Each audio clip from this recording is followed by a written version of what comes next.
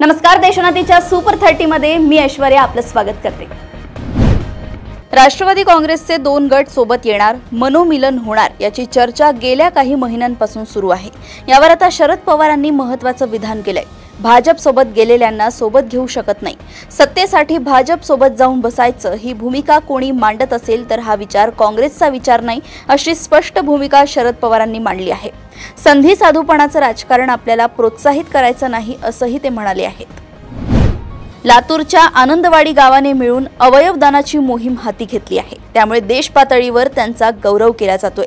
आनंदवाडी लातूर जिल्ह्यातलं जेमतेम लोकसंख्या असणारं गाव आहे। गाव लहान जरी असलं तरी गावकऱ्यांची कामगिरी मात्र महाराष्ट्राला अभिमान वाटावी अशीच आहे, कारण अवयवदानाच्या उपक्रमात देशात अग्रेसर येण्याचा बहुमान या गावाने पटकावलाय।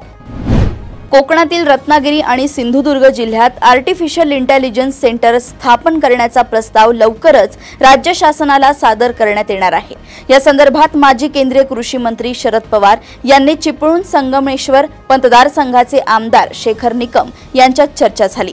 या दोघांमध्ये झालेल्या बैठकीत शरद पवार आणि आमदार निकम यांनी कोकणातील पारंपरिक शेती पद्धती, तंत्रज्ञानाचा वापर, हवामानानुसार पीक पद्धती, शाश्वत शेती आणि युवकांना कृषी क्षेत्रात आकर्षित करण्याबाबत सखोल चर्चा केली। आमदार निकम यांनी कोकणातील स्थानिक शेतीच्या समस्या यावेळी सांगितल्या आहेत। विमानामध्ये बॉम्ब ठेवल्याचा फोन आल्यानंतर नागपुरात विमानाचे लँडिंग करवण्यात आले आहे। प्रकरणाचे गांभीर्य लक्षात घेता सध्या विमानाची तपासणी सुरू करण्यात आली आहे। नागपूर पोलीस आणि अग्निशमन दल विमानतळावर दाखल झाले, विमानाची तपासणी करण्यात आली आहे। मात्र या प्रकरणामुळे एअरपोर्टवर काही वेळ एकच पळापळ आणि गोंधळ उडाल्याचं बघायला मिळालं। सुमारे 1.5-2 महिन्यांच्या उन्हाळी सुट्टीनंतर सोमवारी सुरू झालेल्या शाळांमध्ये सकाळी विद्यार्थ्यांचा किलबिलाट सुरू झाला। नव्या उमेदीसह उत्साहाने भरलेल्या वातावरणात सोलापुरातील सर्व शाळांमध्ये विद्यार्थ्यांचे स्वागत करण्यात आले। त्यासाठी आमदारांपासून ते जिल्हाधिकारी, पोलीस आयुक्त, जिल्हा परिषद मुख्य कार्यकारी अधिकारी हे विद्यार्थ्यांच्या स्वागतासाठी सरसावले। त्यामुळे वातावरण उत्साही आणि भारावलेले दिसून आले। पालक लग्न समारंभासाठी बाहेरगावी गेल्याचा गैरफायदा घेत एका नातेवाईकाने 13 वर्षीय अल्पवयीन मुलीवर बलात्कार केल्याचा व त्यातून ती गर्भवती राहिल्याचा धक्कादायक प्रकार उघडकीस आलाय। संबंधित मुलीच्या फिर्यादीनंतर पोलिसांनी तात्काळ यातील मुख्य आरोपीला अटक केली। अटक केलेल्या आरोपीला संगमनेरच्या जिल्हा व अतिरिक्त सत्र न्यायालयाने 20 जूनपर्यंत पोलीस कोठडी सुनावली आहे। चंद्रपूर जिल्हा मध्यवर्ती सहकारी बँकेच्या निवडणुकीत 7 जणांच्या उमेदवारीवर आक्षेप घेतल्यानंतरही त्यांची उमेदवारी कायम ठेवल्याने 7 उमेदवारांनी सोमवारी 16 जून रोजी मुंबई उच्च न्यायालयाच्या नागपूर खंडपीठात धाव घेतली आहे। या संदर्भात संबंधित उमेदवारांना नोटीस बजावल्याची माहिती उमेदवार विलास आबाजी मोगरकार यांनी दिली। या घडामोडींमुळे चंद्रपूर जिल्हा बँकेच्या निवडणुकीला नवी कलाटणी मिळाली आहे। मुख्यमंत्री देवेंद्र फडणवीस यांच्या अध्यक्षतेखाली राज्य मंत्रिमंडळाची आज बैठक पार पडली। या बैठकीत 10 मोठे निर्णय घेण्यात आले। राज्यात आता शेतीसाठी एआयच्या धोरणास मंजुरी दिली आहे। यासह धारावी पुनर्विकास प्रकल्पातील विशेष हेतू कंपनी आणि अन्य यंत्रणा दरम्यानच्या भाडेपट्टा करारावरील मुद्रांक शुल्क माफ करण्याचा निर्णय घेतलाय। तसेच आणीबाणीच्या काळात तुरुंगवास भोगलेल्या नागरिकांच्या मानधनात दुप्पट वाढ करण्यात आली आहे। मुख्यमंत्री देवेंद्र फडणवीस, आमदार मोहन मते, कीर्तिकुमार उर्फ बंटी भांगडिया, सुधीर मुनगंटीवार व देवराव भोंगळे यांनी स्वतः विरुद्धच्या निवडणूक याचिका फेटाळून लावण्यासाठी मुंबई उच्च न्यायालयाच्या नागपूर खंडपीठामध्ये दाखल केलेल्या अर्जावर सोमवारी न्यायमूर्ती प्रवीण पाटील यांच्या समक्ष अंतिम सुनावणी झाली। त्यानंतर न्यायालयाने निर्णय राखून ठेवला। निर्णयाची तारीख जाहीर करण्यात आली नाहीये। समृद्धी महामार्गावरून जाणाऱ्यांच्या सुरक्षेचा प्रश्न पुन्हा एकदा ऐरणीवर आलाय। रात्रीच्या वेळी प्रवास करणाऱ्या एका वाहनावर अज्ञातांनी दगडफेक केल्याचा व्हिडिओ सोशल मीडियावर व्हायरल झालाय। छत्रपती संभाजीनगर ते नागपूर दरम्यान असलेल्या बोगद्यांमध्ये हा प्रकार होत असल्याचं त्यातून दिसतंय। वाहन थांबवून लुटीसाठी दगडफेक करण्याची मोड्स ऑपरेंडी आहे। यामुळे महामार्गावरील सुरक्षेच्या उपाययोजनांवर प्रश्नचिन्ह निर्माण झाले असून रात्री पोलीस गस्त व इमर्जन्सी सेवा वाढवण्याची गरज प्रवाशांमधून व्यक्त होत आहे। बीड जिल्ह्यातील संतोष देशमुख हत्या प्रकरणाची सुनावणी पुढे ढकलण्यात आली आहे। बीड येथील विशेष मकोका न्यायालयाचे न्यायाधीश रजेवर असल्यामुळे 16 जून रोजी होणारी सुनावणी आता 24 जून रोजी होणार आहे। ही सुनावणी विशेष मकोका न्यायालयात पार पडणार होती। वाल्मिक कराडच्या आरोप निश्चितीबाबत आज युक्तिवाद होण्याची शक्यता होती।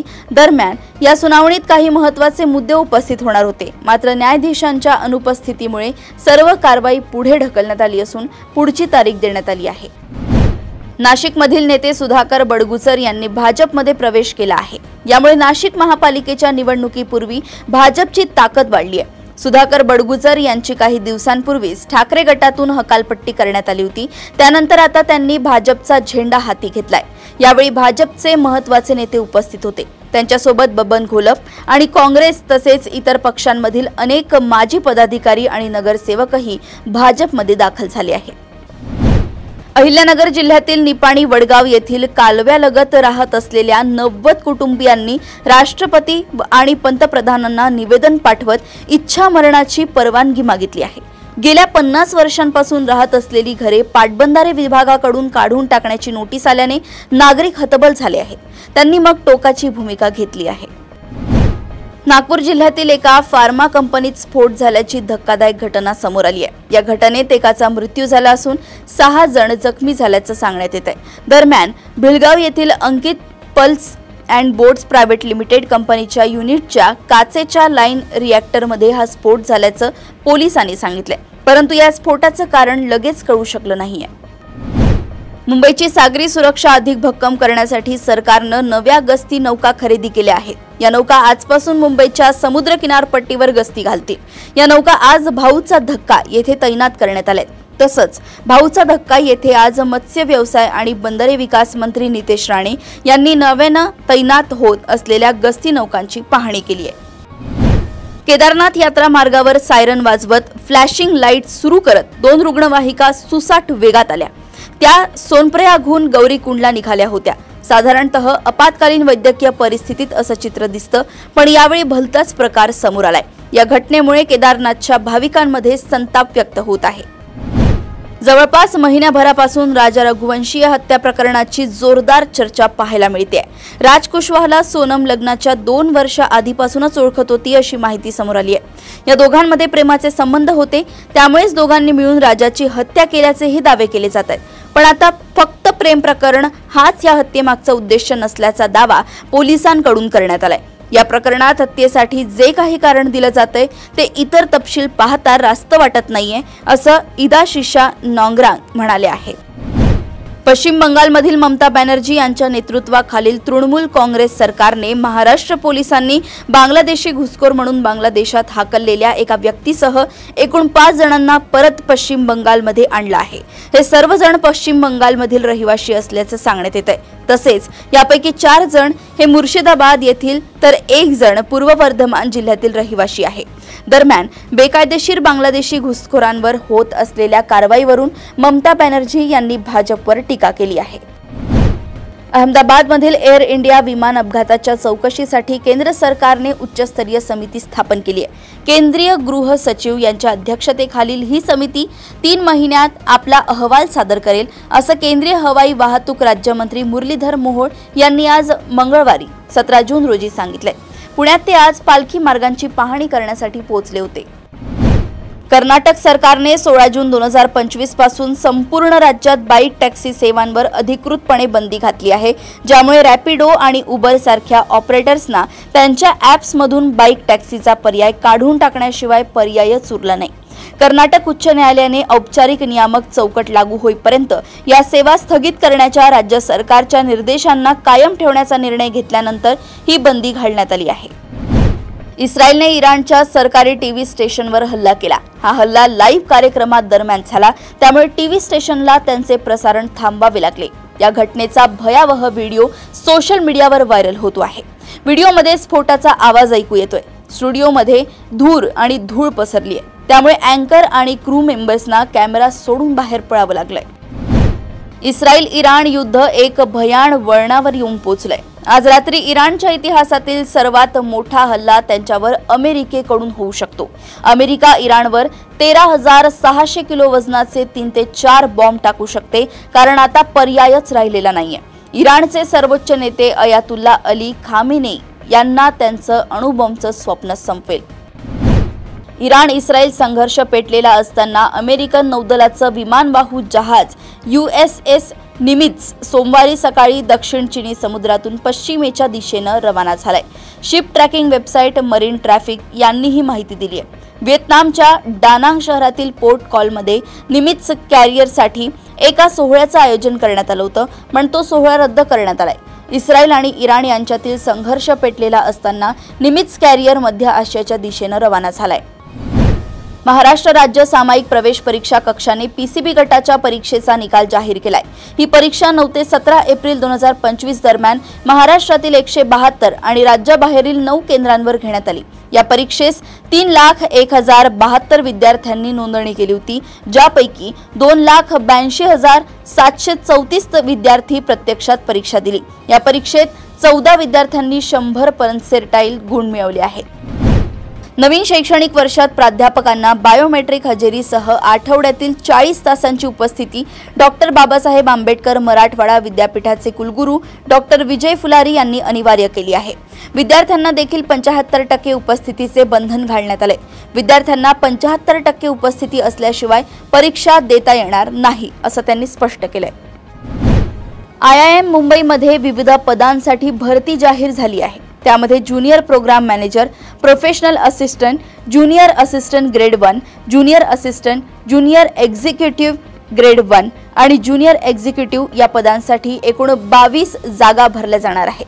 अर्ज करण्याची शेवटची तारीख 13 जुलै 2025 असून इच्छुक उमेदवार ऑनलाईन अर्ज करू शकतात। व्हॉट्सअप युजर्ससाठी ही बातमी महत्त्वाची आहे। आता व्हॉट्सअपवर देखील जाहिराती दिसणार आहेत। तसेच आवडत्या चॅनलमध्ये सहभागी होण्यासाठी मासिक फी भरून सबस्क्राइब करता येईल। यामुळे काही लोकांचा युजरचा अनुभव खराब होऊ शकतो, पण व्हॉट्सअपचा दावा आहे की नवीन बदलामुळे लोकांना व्यवसाय शोधणे सोपे होईल। मध्य पूर्वेत इस्रायल आणि इराणमध्ये सुरू असलेल्या संघर्षजन्य परिस्थितीमुळे जगातील अनेक देशांची चिंता वाढली असून भारतही अपवाद ठरला नाही। दोन्ही देशांमधील दिवसेंदिवस परिस्थिती चिघळत असताना दैनंदिन वापराच्या वस्तूंच्या किमती वाढण्याची भीती आता वाटू लागली असून यामध्ये साबण, तेल, बिस्किटे इत्यादींचा समावेश आहे।